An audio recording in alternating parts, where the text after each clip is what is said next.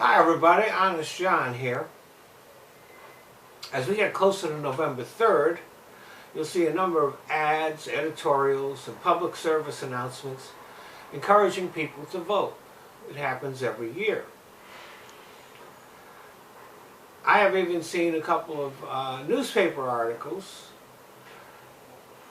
suggesting that it should be mandatory for people to vote, that if they don't vote, they should pay a fine. And though I'm a big advocate of protecting everybody's right to vote,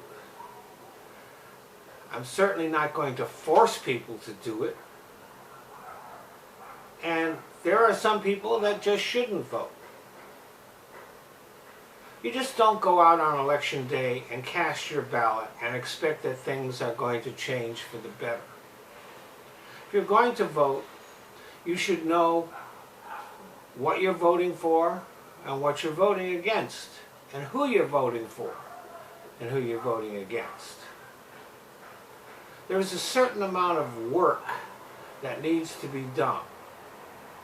Some states, for example, including California, where I live, have what are called ballot initiatives, which if enough people vote for them, they become part of state law.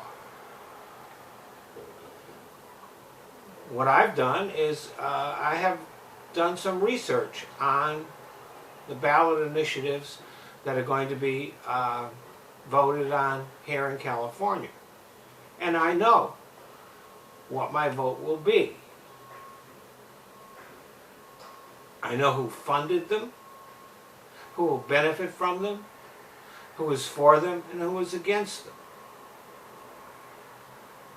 Also here in California and in other states, there are people running for what are called nonpartisan offices, such as municipal court judges. Now, usually you don't know about these people, but I will read their statements and Google their names and learn as much as I can about them. Are they currently a judge, a prosecutor, a defense lawyer? What is their stand on reforming laws, things like that?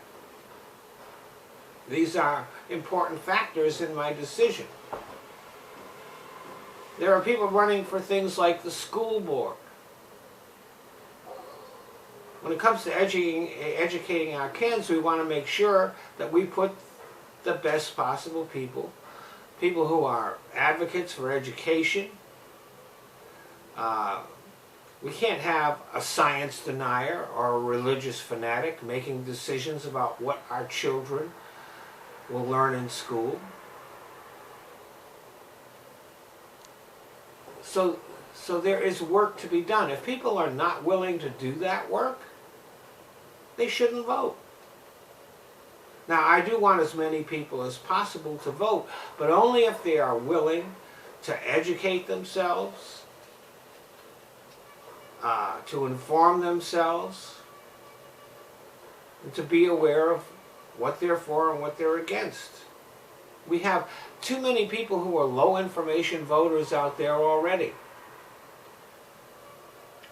People who really don't know what they're voting about.